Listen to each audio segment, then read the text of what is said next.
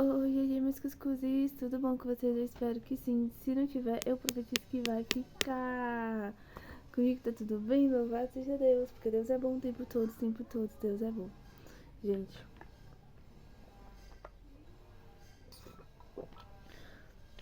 literalmente beber água, porque hoje foi um dia que eu bebi pouca água. Hoje eu fui pra rua de manhã, mais o neném, pra feira, né? Pra quem não sabe, peraí, gente. Já acabou. Eu moro aqui no interior do Ceará. E, gente, geralmente de sábado é onde tem a feira livre, né? Que tem muitas barracas, tem muitas coisas. Todos os dias tem pra vender durante a semana, mas dia de sábado é mais variedade de coisas e tudo mais. E aí eu acabei levando o neném comigo. E eu nem mostrei as coisas que a gente comprou, gente. Mas quando eu levo o neném, né, a gente vai a pé, vai e volta a pé. Dá uns 20 minutos. Então, eu não bebi água durante o dia, né? E quando eu cheguei já foi uma correria pra mim ir pra catequese. Cheguei agora da catequese e tô aqui gravando um vídeo pra vocês. Então, literalmente, essa talvez seja o segundo copo de água que eu bebi hoje, né? Que eu sempre bebo quando eu acordo. E, gente, eu já vou aproveitar e tomar café. Porque eu tô com dor de cabeça, gente. Que é falta de hidratação, que eu sei. Sempre quando me dá dor de cabeça é porque eu tô bebendo pouca água. Eu também sei, gente. Eu acho que vocês também sabem que café faz mal, né? Mas enfim, a gente adora uma coisa que faz mal, né? Mas é costume também. Então, deixa eu beber aqui um pouquinho de café, gente. Gente, mas eu tô com fome também. Peraí, gente. Porque assim, quando você tá em casa durante a semana, você tem a rotina, né? De café da manhã, de lanche e tudo mais, gente. Eu saí de casa 8 horas. Voltei meio dia. Eu tinha tomado só um cafezinho. Enfim, gente, para falar de comida, né? Que eu tenho que ficar firme mesmo é na dieta, que eu nem tô. Ai, gente, enfim. Ai, gente, sério, é muito ruim, dor de cabeça. Meu olho tá assim, minha cabeça tá assim, ó. Mas vamos lá. O santo de hoje é o bem-aventurado João de Parma. Ele nasceu em Parma, que é uma cidade que fica na Itália. Peraí, gente. Em 1208. É porque, gente, eu tô comendo rosquinhas da Balduco, gente. Ai, nossa, gente. É tão cheirosa e é tão boa essas rosquinhas da Balduco, gente. Essa aqui é de leite. Roeu pra mudar de assunto, né? Foco. Peraí, gente. Vamos bater aqui esse negócio que eu nunca mais bati. Agora pra valer, tá? João de Parma. Bem-aventurado, né? Da primeira ordem, né? Primeira ordem. Ele nasceu em Parma, que é uma cidade da Itália. Em 1208, ele ficou muito. Desde muito criança, né? Muito jovem, muito cedo, gente. Quer dizer, gente. Ai, meu Deus de cabeça. Gente, vídeo doido esse. Celular caindo. Eu com dor de cabeça. Eu sem conseguir aqui me concentrar. Mas enfim. Vamos lá. E eu não vou editar o vídeo, não. Vou ficar segurando então. João de Parma, gente. Como já falei, vou repetir a última vez.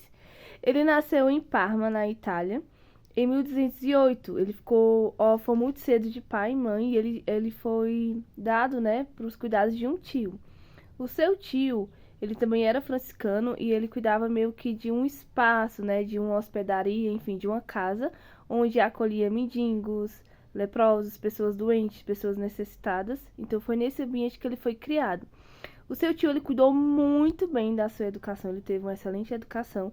É tanto que quando ele terminou os estudos, né, ele já entrou em 1223 para a Ordem dos Frades Menores.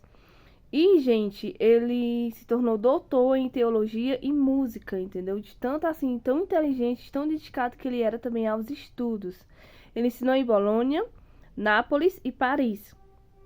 Ele era um homem assim de muitas virtudes e admirado por muitas pessoas, até pelos ortodoxos, gente. Olha só o nível dele, né? Ele também era muito querido pelo rei da França, né? O rei Luís, né? Que também era franciscano. Que, se eu não me engano, já tem a história dele aqui no canal também, tá? E o imperador também, gente, deixa eu ver aqui o nome dele. Vatauzi, né? Ele era um imperador que gostava muito dele, sempre estava presenteando ele também, tinha uma admiração muito grande por ele. Enfim, gente, o que se fala aqui na história dele, que eu pude perceber, é que ele era aquele típico franciscano que realmente imitou as virtudes de São Francisco, né? E era admirado como o próprio São Francisco era, né? Porque o São Francisco ele foi admirado por muitas pessoas e muitos dos seus filhos também são assim. Tem muitos franciscanos, né, que realmente sabem viver o carisma, muitos freizinhos, né, que realmente sabe, tem esse amor, essa paixão que lembra muito São Francisco. Então, o que fala aqui na história é que realmente ele tinha muitas virtudes. Ele tinha uma saúde muito boa, era forte, alegre, carinhoso, cuidadoso, humilde, manso, paciente. Era um homem assim de muita oração. E sempre quando ele pregava, né, as pessoas sempre ficavam muito tocadas pela sua pregação e muitas choravam. E, gente, deixa eu ver aqui. Em 1247, ele foi, né, gente, escolhido para ser ministro-geral. O que é o ministro-geral? Pelo que eu entendi, é um frei, né, que é responsável por todos os outros franciscanos do mundo inteiro, entendeu?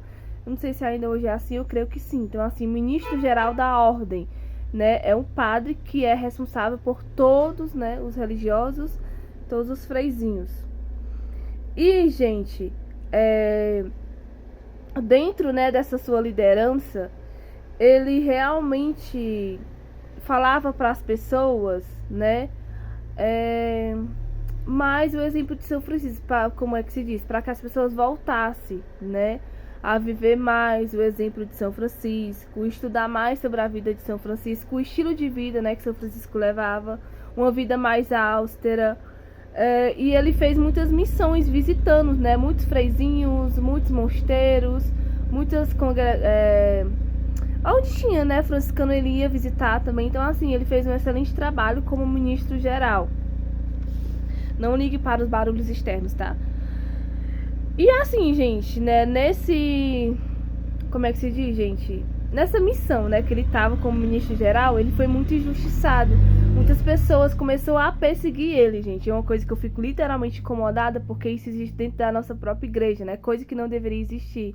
A inveja, os falatórios, a falsidade. Mas aí eu lembro que o próprio Jesus passou por isso, né? Porque Jesus teve Judas.